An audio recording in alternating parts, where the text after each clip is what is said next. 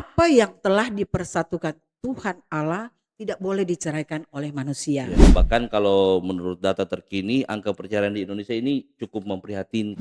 Salah satu penyebab terbesar adalah perselisihan yang terus-menerus dan tidak berujung.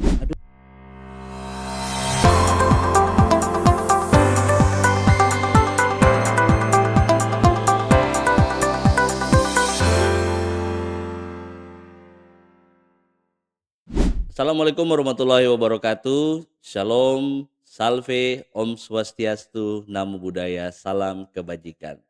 Selamat datang kembali di podcast Kemenak Berdampak, sebuah ruang diskusi yang menghadirkan edukasi, informasi, bahkan inspirasi terkait kehidupan keagamaan di Kota Bitung.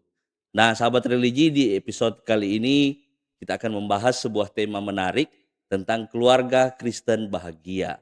Karena tentunya kita tahu di akhir-akhir ini dengan adanya perkembangan teknologi, tekanan ekonomi, ataupun tantangan sosial, membangun keluarga itu merupakan salah satu hal yang perlu dilakukan untuk merawat keberlangsungan keluarga. Dan untuk membahas tema tersebut, telah hadir bersama kita Ibu Kepala Seksi Bimas Kristen Kantor Kementerian Agama Kota Bitung, kami sebut dengan hormat Ibu Pendeta Rosiana Koropit, MPDK. Shalom Ibu Kasih. Shalom. Terima kasih sudah hadir bersama kami di podcast Kemenak Berdampak. Terima kasih juga atas kesempatan yang diberikan kepada kami. Saya sangat bersyukur dan senang sekali bisa hadir dalam podcast Kemenak Berdampak Kantor Kementerian Agama Kota Bitung. Tentu pertama saya memberikan apresiasi kepada Bapak Kepala Kantor Kementerian Agama Kota Bitung, Bapak Haji Yahya Wahidin Pasiak yang sudah memfasilitasi bersama tim Humas Kantor Kementerian Agama Kota Bitung yang luar biasa, bisa memfasilitasi wadah podcast Kemenak Berdampak yang manfaatnya cukup bagus untuk diterima di semua lini yang bisa menjangkau komunikasi kita pada saat ini. Ya Ibu, terkait program pembinaan keluarga Kristen bahagia yang sudah Ibu kasih sebutkan tadi, kalau kita berbicara tentang keluarga Kristen yang bahagia ini, tentu kita tidak hanya bicara tentang hubungan antar anggota keluarga saja, tapi juga tentang hal penting yakni fondasi yang membangun keluarga itu. Dan kalau bisa kami tanyakan, menurut Ibu seberapa pentingnya memahami fondasi keluarga yang adalah rancangan dari Tuhan? Ya, ini sangat penting untuk dipahami ya, karena saudara-saudara, keluarga itu sejak awal sudah dibentuk atau dirancang oleh Tuhan. Kita bisa melihat itu dalam Alkitab, Kejadian pasal yang kedua, Tuhanlah yang menginisiasi terbentuknya keluarga. Keluarga Kristen dibentuk karena rancangan Tuhan dalam kehidupan umat manusia. Kita lihat ayat yang sangat mendukung dalam Kejadian 2 ayat 18 berkata, tidak baik kalau manusia itu seorang diri saja. Aku akan menjadikan penolong baginya yang sepadan dengan dia. Tentu sangat menarik ya. Menarik. Karena Tuhan itu sudah menempatkan seseorang atau pasangan hidup itu sepadan dengan dia. Nah, dalam Kejadian 2 ayat 24 dikatakan lebih disahkan kembali ya. Seorang laki-laki akan meninggalkan ayahnya dan ibunya dan bersatu dengan istrinya sehingga keduanya menjadi satu daging. Jadi keluarga itu pada dasarnya telah dibentuk atau dirancang lebih awal oleh Tuhan sendiri. Jadi bukan karena kita yang suka. Ya. Hanya sekedar suka sama suka. Suka menikah, suka membentuk sebuah keluarga. Tetapi pada dasarnya itu adalah inisiatif atau rancangan dari Tuhan. Kemudian dalam Perjanjian Baru lebih ditegaskan oleh Tuhan Yesus dalam Matius 19 ayat 6, apa yang telah dipersatukan Tuhan Allah tidak boleh diceraikan oleh manusia. Artinya keluarga bukan sekedar hubungan sosial, tetapi lembaga Tuhan yang dibentuk pertama di tengah-tengah kehidupan masyarakat. Karena itu keluarga itu perlu dijaga, perlu dipelihara, perlu dipertahankan. dengan kasih, komitmen dan tanggung jawab, sehingga tidak ada kalimat yang Allah sudah mempersatukan mereka tetapi diceraikan oleh manusia. Ya gitu ya. Tidak seperti itu ya.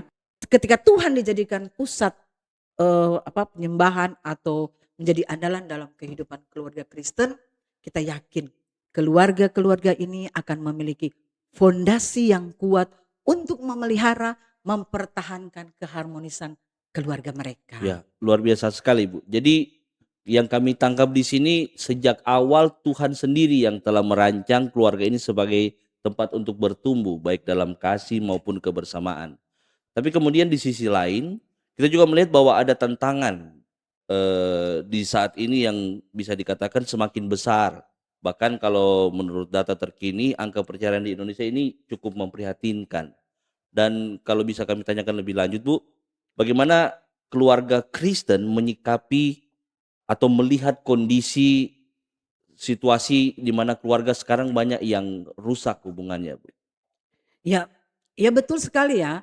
Memang sejak keluarga Kristen itu dibentuk, dirancang oleh Tuhan, diberkati oleh Tuhan, ditetapkan oleh Tuhan dalam perjalanan waktu berproses, Ya, ternyata kehidupan mereka itu diperhadapkan dengan begitu banyak tantangan.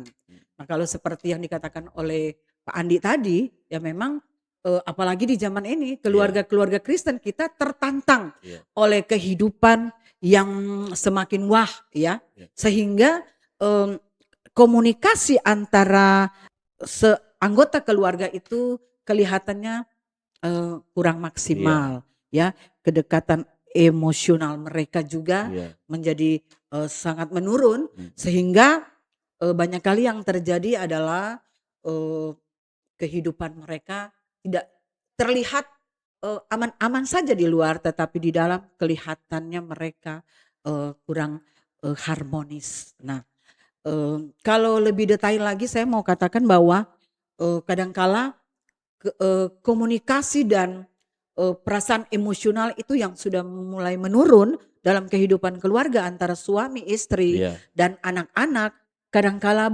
menuju pada perselisihan dan berujung pada perceraian. Saya membaca data perceraian di Indonesia menunjukkan angka yang cukup tinggi, 430 sekian ribu. Waduh, oh, banyak sekali ya Pak Andi. iya, Dan salah satu penyebab terbesar adalah perselisihan yang terus-menerus dan tidak berujung. Aduh, bayangkan kalau perselisihan itu terjadi dan tidak berujung, maka jadi dampaknya iya, adalah perceraian. jadi tidak ada jalan keluar lain selain Iya, perceraian begitu ya? iya, karena komunikasi tidak Komunikasinya tidak tidak tidak lancar, ya, lancar dan tidak, ada kedekatan hubungan iya, tidak emosional, terjadi lagi iya, secara baik. iya, Artinya tidak sehat lagi. iya, Ya, ini menjadi pengingat bahwa keluarga kita tidak cukup hanya tinggal bersama Pak Andi, iya, tetapi juga perlu membangun iya, hubungan relasi yang baik, yang sehat iya, antara suami istri, tapi juga antara orang tua orang dan tua dan anak, iya, anak-anak. Hari ini seperti kita melihat dengan realitanya, ada begitu banyak keluarga-keluarga hancur oleh karena kesibukan mereka masing-masing. Ya, saya melihat yang ada di sekitar kehidupan kita bahwa ada begitu banyak keluarga terlihat aman-aman saja ketika mereka keluar, tetapi di dalam, bayangkan ya Pak Andi, ruangan di dalam rumah itu ada 3. Yang satu dipakai oleh bapak, bapak sibuk dengan HP, waduh, main TikTok. Kemudian di sebelah ada ibu yang di ruangan tamu ada ibu yang duduk, wah bukan cuma main TikTok, nonton keenakan iya, dengan nonton drakor atau dracin. Wah, saya sih nggak hobi seperti itu ya. Tetapi di sebelah ruangan lagi kita melihat ada seorang anak yang masih iya, remaja main game mungkin, sibuk dengan HP-nya. iya, Main game atau menonton hal-hal yang kurang kurang iya, baik lah. iya, Nah, karena itu saya berpikir karena kesibukan mereka secara iya, individual, aktivitasnya sudah berlebihan dengan kemajuan ilmu pengetahuan dan iya, teknologi iya, informasi yang tidak dimanfaatkan dengan iya, baik, maka hubungan emosional mereka sudah terlihat Iya, jauh. jadi renggang begitu Iya, jauh. tidak ada lagi Iya. eh, anak dan orang tua hubungannya mulai cuek-cuek saja. Ya. Jadi anak-anak mau keluar masuk, mereka orang tua sih Sibuk dengan dunianya sibuk sendiri. dengan dunianya sendiri Iya. sehingga tidak pusing lagi. Iya. Mereka tidak mau tanya lagi mau pulang jam berapa. Tapi kalau zaman dulu masih zaman saya kan Iya. pasti ditegur ya, Iya. ditanya mau pulang jam berapa. Tapi zaman sekarang tidak lagi seperti Iya. itu. Nah, Iya. ibu mau keluar mana-mana, bapak nggak pusing lagi. Baru bapak pulang pagi nggak tahu. Apalagi sekarang zaman Iya. sepak bola ya, Piala Dunia. Waduh, saya melihat banyak bapak-bapak ini, waduh, pulangnya pagi, ya, gitu.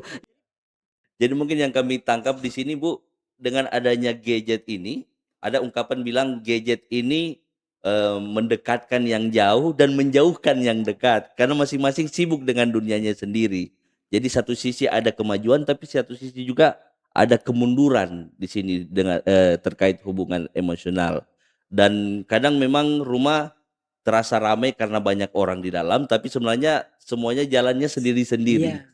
Dan ketika komunikasi ini mulai renggang antara suami istri, orang tua dan anak, ini juga ikut berdampak pada keberlangsungan keluarga.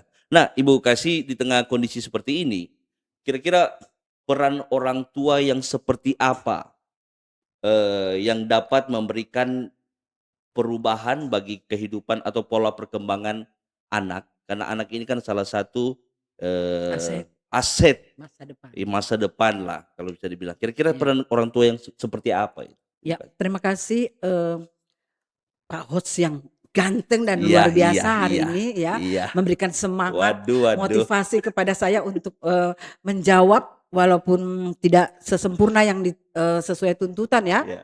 Ya, peran orang tua tentu sangat besar ketika menghadapi pergumulan atau tantangan yang Ya. besar ini dari dunia perkembangan ilmu pengetahuan dan teknologi informasi tadi, Ya. seperti yang Pak Andi sampaikan. Peran orang tua itu sangat besar dalam keluarga karena orang tua itu adalah guru yang pertama bagi Ya. anak-anaknya. Memang anak-anak itu sudah mendapat pendidikan di sekolah formal ya, Ya. tapi mereka hanya mendapatkan 8 jam Pak Andi. Ya. Iya.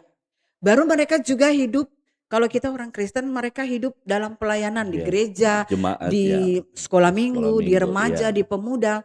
Mereka juga tidak sampai berjam-jam. Sudah paling rendah itu 2 jam, 3 Ya. jam mereka berada. Tetapi yang paling banyak mereka berada di rumah. Maka orang tua itu punya peran yang paling utama di Ya. dalam mendidik, mendewasakan iman anak-anak ini sehingga mereka mampu menghadapi tantangan ke depan. Bagi saya yang pertama Pak Andi adalah keteladanan. Keteladanan. Iya, orang tua, papa, mama Ya. harus menjadi teladan.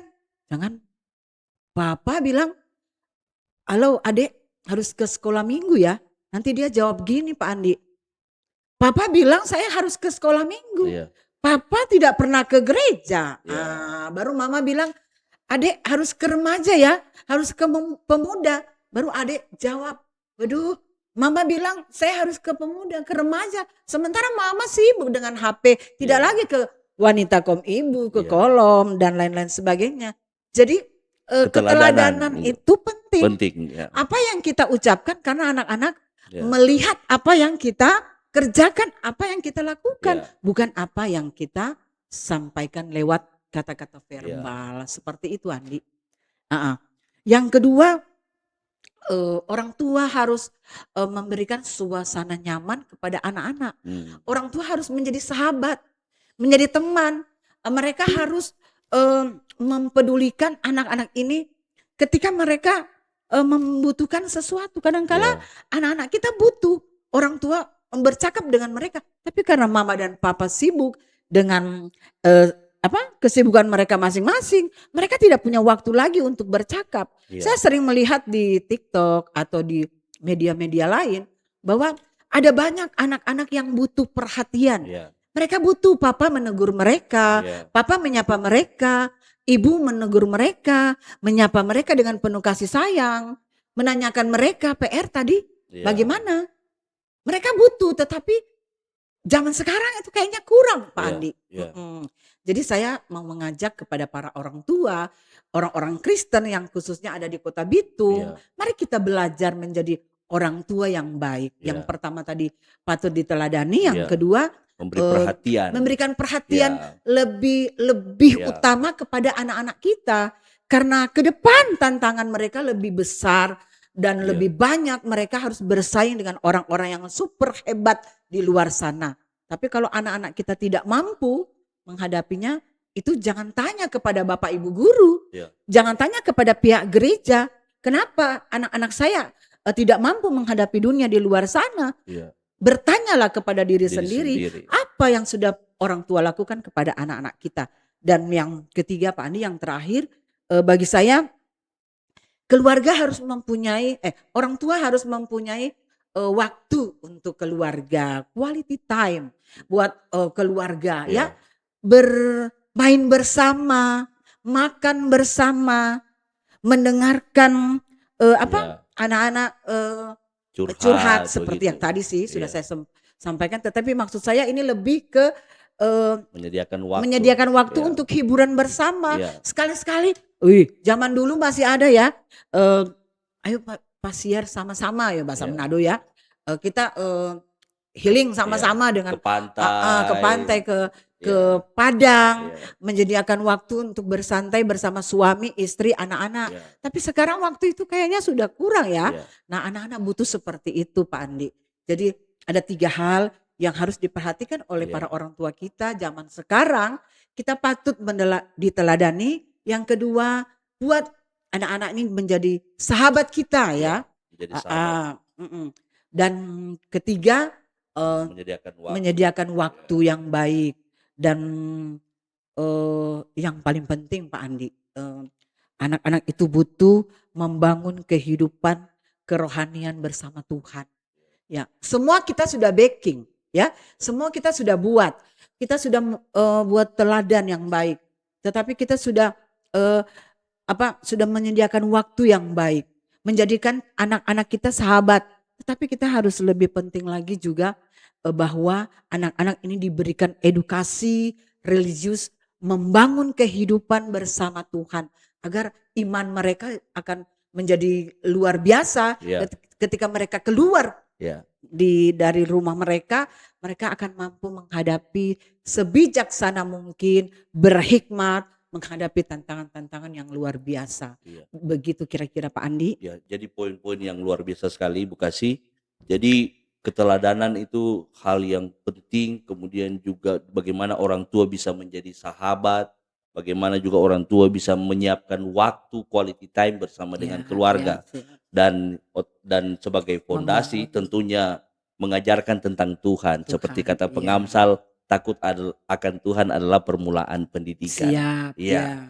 Dan menarik sekali Bu Kasih, dan kalau kita melihat upaya membangun keluarga yang harmonis ini juga tidak bisa dibebankan sepenuhnya hanya pada pihak keluarga itu sendiri atau hanya di lingkungan gereja dan lain sebagainya. Tentunya ada banyak pihak yang juga memiliki keterkaitan terkait peranan membangun keluarga yang bahagia, dan termasuk dalam hal ini Kementerian Agama, seksi Bimas Kristen dalam hal ini.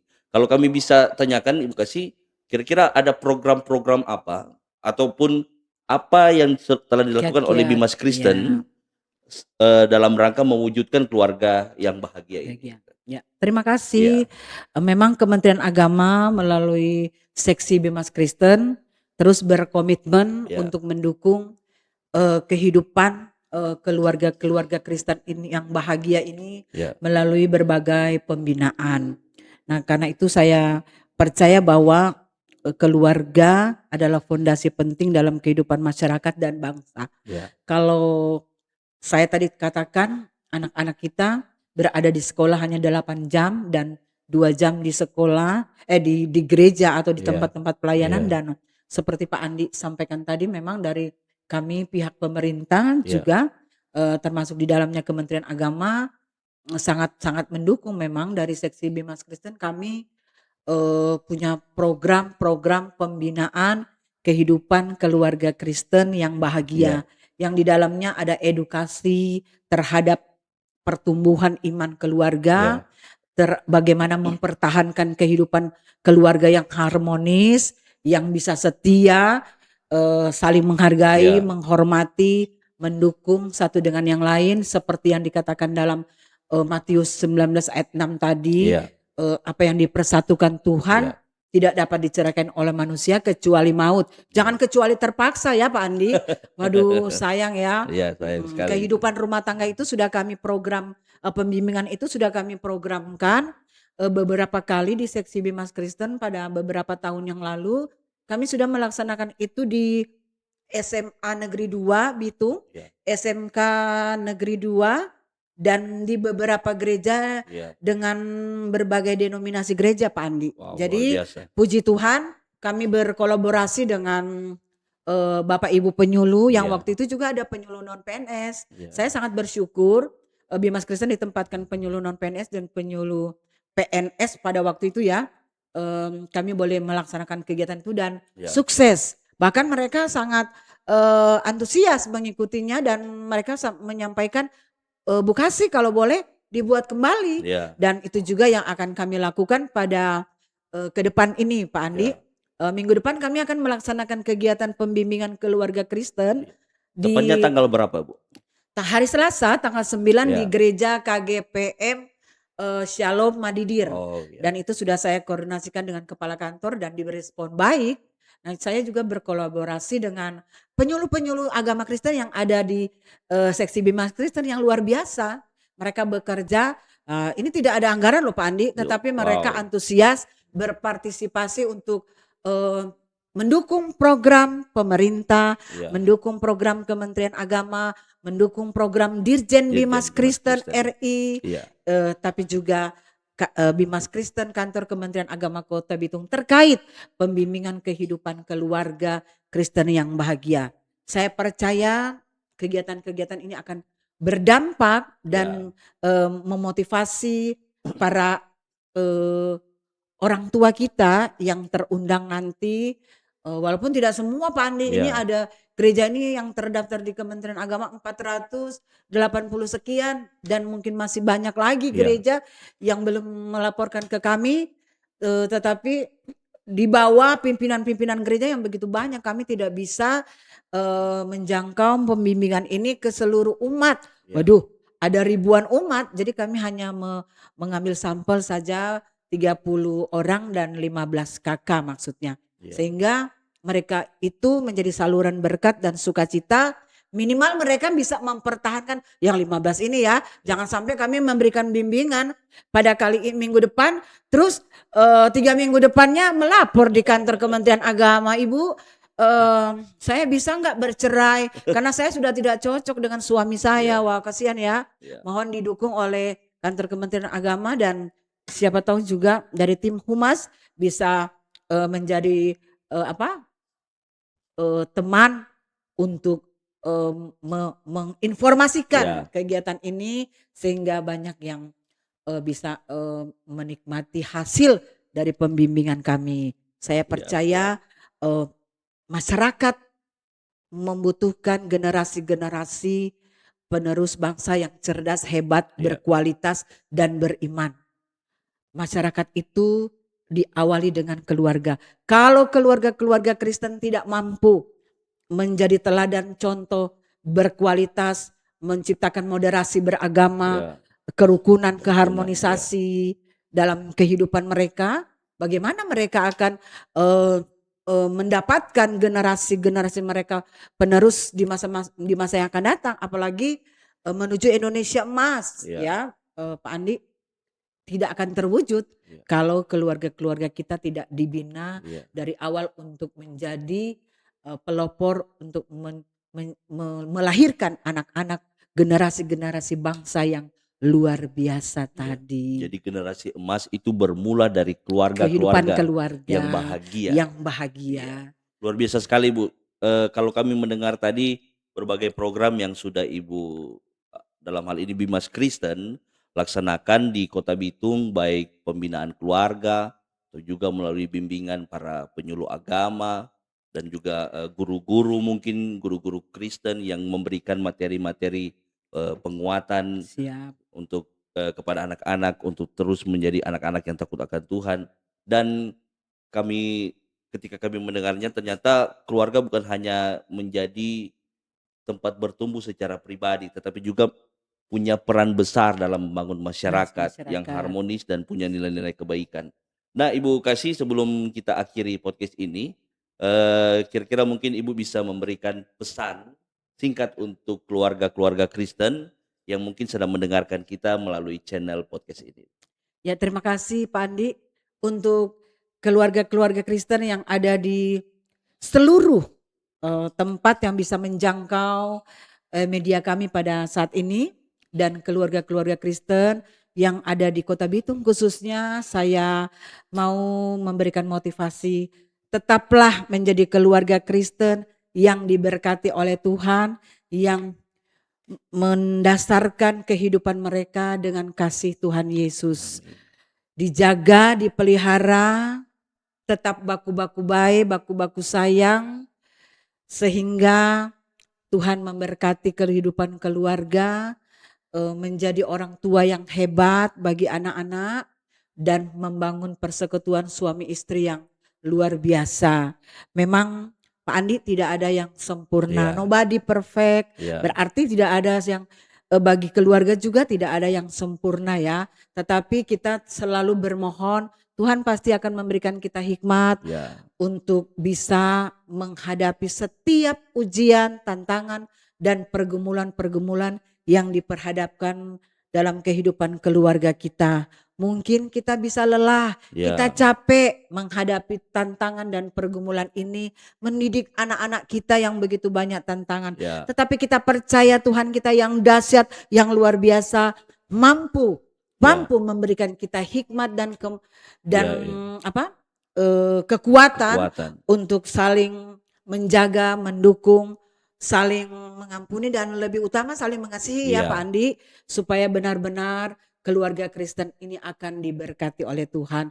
Luangkan waktu untuk Tuhan, karena itu yang paling penting. Sehingga perjalanan kehidupan kita hari ini, besok, sampai kapanpun Tuhan kehendaki, pasti tetap akan diberkati. amin, Demikian Pak amin. Andi, Iya, sedikit yang bisa saya sampaikan, iya, akan menjadi berkat bagi mereka amin, yang amin, bersedia mendengarkan dan mengimplementasikannya dalam kehidupan sehari-hari. amin. Tuhan Yesus Iya, memberkati. Tuhan Yesus memberkati. Sekali lagi terima kasih banyak Ibu Kasih Terima atas kasih. setiap pesan dan inspirasi yang sudah dibagikan hari ini.